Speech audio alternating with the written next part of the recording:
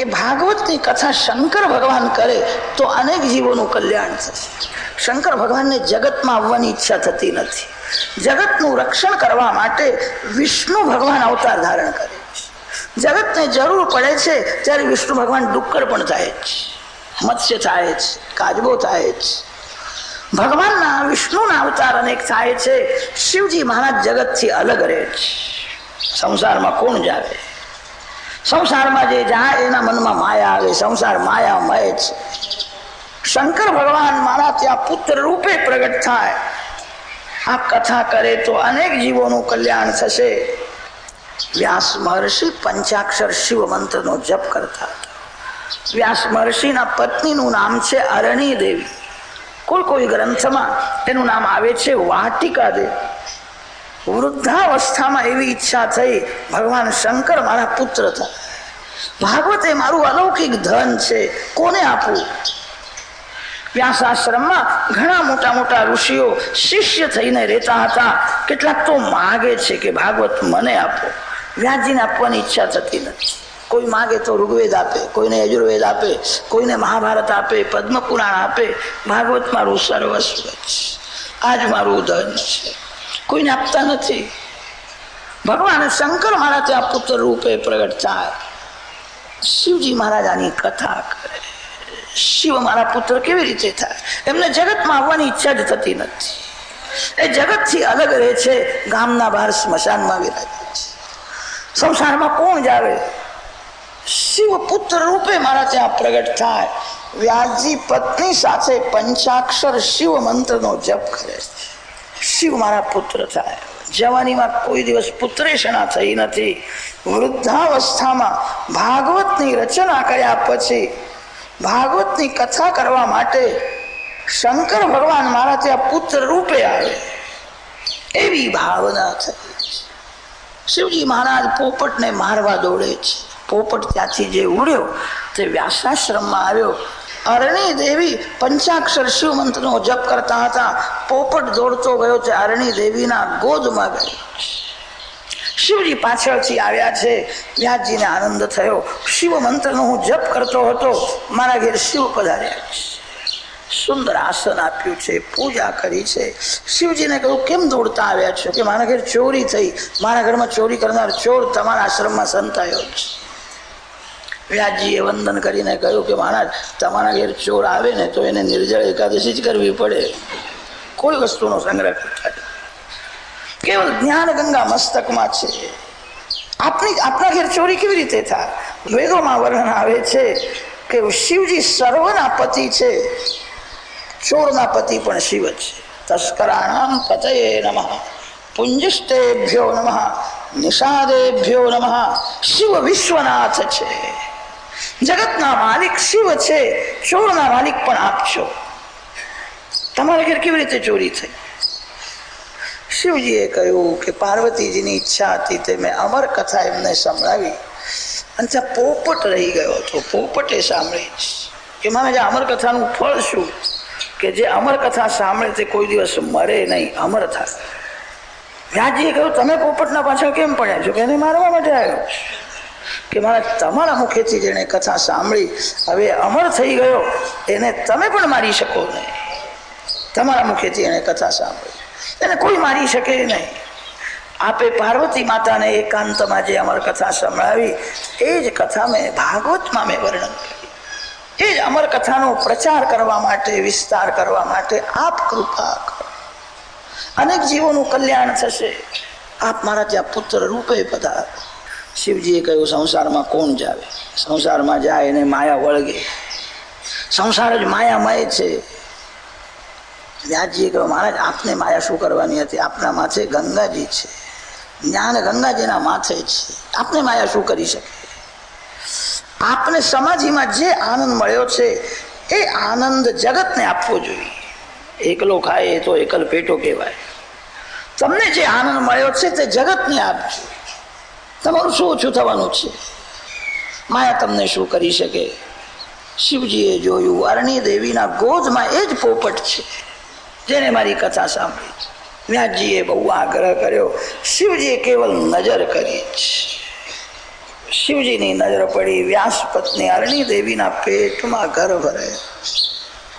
માના પેટમાં સુખદેવજી મહારાજ શ્રી કૃષ્ણનું ધ્યાન કરે છે.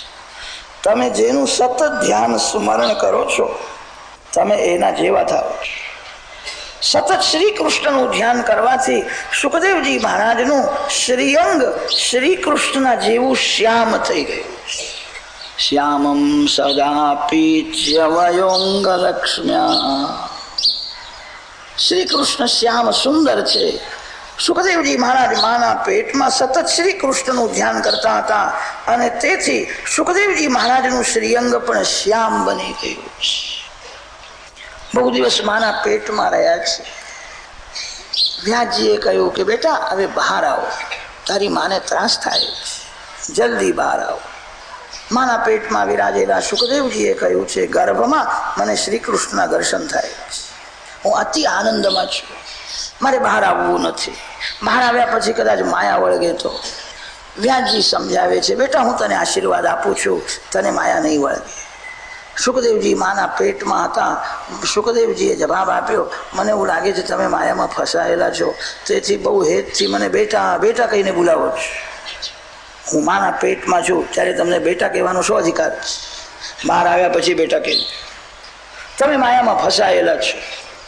જે માયામાં ફસાયેલો છે એનો આશીર્વાદ સફળ થતો નથી. મને એવો કોઈ આશીર્વાદ આપે જે કોઈ દિવસ માયાના આધીન થયો નથી.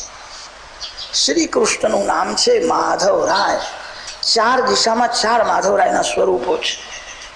પ્રયાગરાજમાં વેણી માધવ છે, કાશીમાં બિંદુ માધવ છે, દક્ષિણ ભારતમાં રામેશ્વર ભગવાનના મંદિરમાં સેતુ માધવ છે. સેતુ માધવની પૂજા થાય છે. ઉત્તર ભારતમાં ગોવિંદ માધવ છે. વેણી માધવ, બિંદુ માધવ, સેતુ માધવ અને ગોવિંદ માધવ.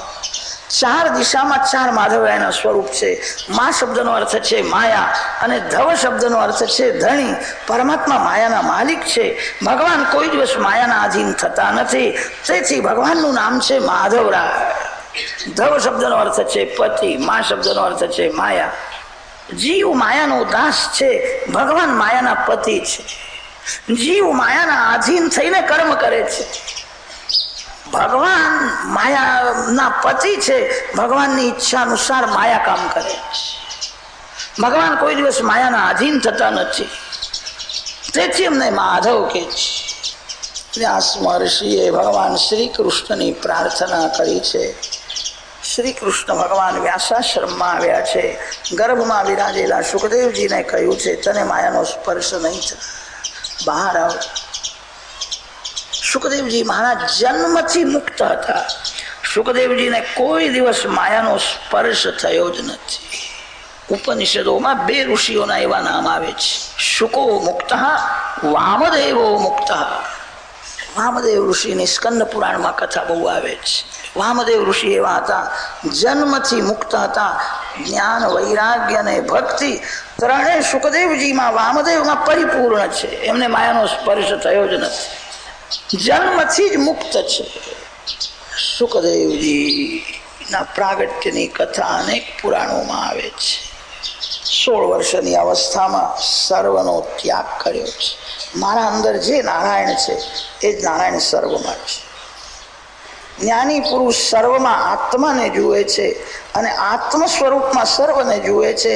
જગત એ જ મારું ઘર છે. ઘરનો ત્યાગ કર્યો છે. સુખદેવજી ભગવત પ્રેરણાથી અનેક જીવોનું કલ્યાણ કરવા માટે ઘર છોડીને જાય છે. માને દુઃખ થયું છે, માં રડવા લાગી છે. મારો દીકરો બહુ લાયક છે, એને જોતા મન પવિત્ર થઈ જાય છે, એને જોતા ભગવાન યાદ આવે છે. મારો દીકરો નિર્વિકાર છે, ભલે લગ્ન ન કરે ઘરમાં રહે તો સારું છે. માની બહુ ઈચ્છા છે. વ્યાસજી પત્નીને સમજાવે છે સુખદેવ તને બહુ પ્યારો લાગે છે કે મને અતિશય પ્રિય છે. જે બહુ પ્રિય હોય એ ભગવાનને અર્પણ કરવું જોઈએ. તમને જે અતિશય પ્રિય લાગે છે એ ભગવાનને આપી દો, તમે એ ભગવાનના પ્યારા થશો.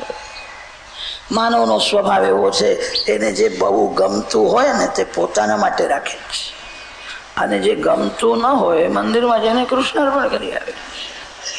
સારું મારા માટે એને જ આસક્તિ કે છે. સારું બીજાના માટે એને ભક્તિ કે બીજાને સારું આપજો.